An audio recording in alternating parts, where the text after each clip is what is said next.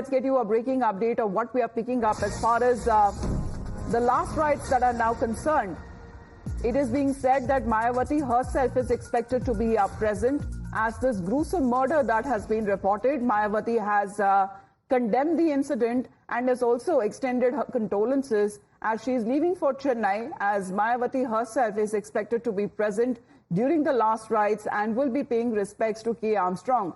And it is also expected that she will be also paying a visit to K. Armstrong's family. We have Dharni with us right now. Dharni, as far as the political situation that has been developing over this brutal killing of Mr. K. Armstrong, what has happened in the last 24 hours alone, and Mayawati is also on her way.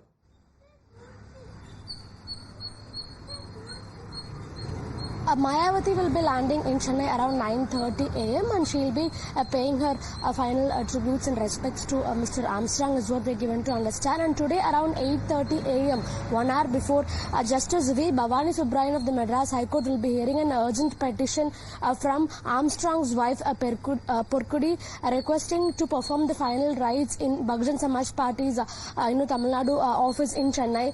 So this is an urgent hearing, and hearing will be happening around 8:30 a.m. by Justice Bhavani Subbarayan of the Madras High Court.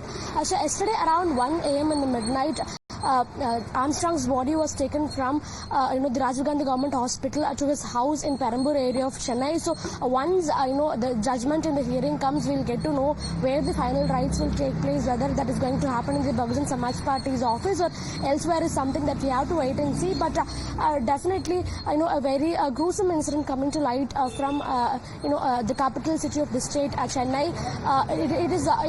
It is becoming a political talking point also in the state of Tamil Nadu, with ADMK and BJP, both the opposition parties, mounting pressure on the DMK government with regard to the law and order situation.